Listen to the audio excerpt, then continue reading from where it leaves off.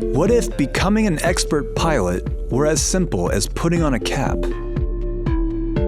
So our system is one of the first of its kind. It's a brain stimulation system.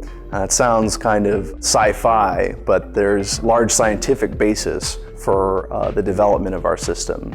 The specific task we were looking at is piloting an aircraft, which requires a synergy of both cognitive and motor performance. When you learn something, your brain physically changes. Connections are made and strengthened in a process called neuroplasticity. And it turns out that certain functions of the brain, like speech and memory, are located within very specific regions of the brain, about the size of your pinky. What our system does is actually target those changes to specific regions in the brain as you learn. The method itself is actually quite old. In fact, the ancient Egyptians 4,000 years ago used electric fish to stimulate and reduce pain in certain areas of their head. Even Ben Franklin applied currents to his head, but the rigorous scientific investigation of these methods really started in about the early 2000s. And we're building off that research to target and personalize the stimulation in the most effective way possible. Your brain is going to be very different than my brain when we perform a task. And what we found is that in specific circumstances, the brain stimulation seems to be particularly effective at actually improving learning.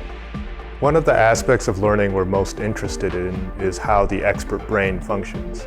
Part of what we wanted to do when we invited expert pilots to perform our experiment with us was that we wanted to better understand what their brains look like as they're performing this very particular training that we've set up.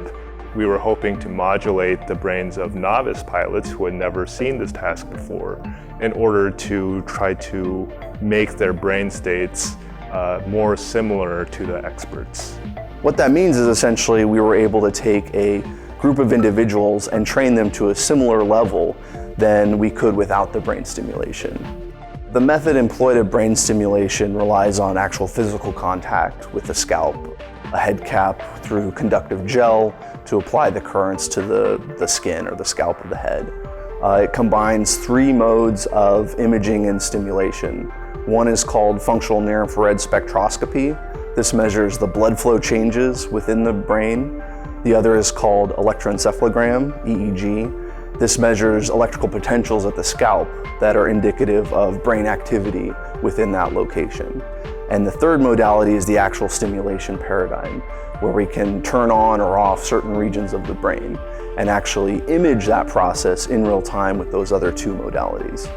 The idea there is to actually visualize the changes in the brain that we're inducing and that are occurring naturally.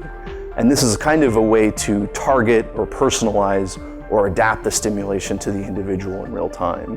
What works for you as a novice might not be the same paradigm that works for the expert. The actual neurological effects can persist for hours. Those effects take days or weeks and practice to consolidate.